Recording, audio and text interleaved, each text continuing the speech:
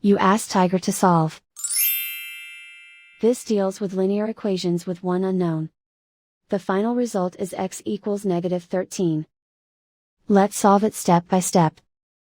Group all constants on the right side of the equation. Add 39 to both sides. Simplify the arithmetic.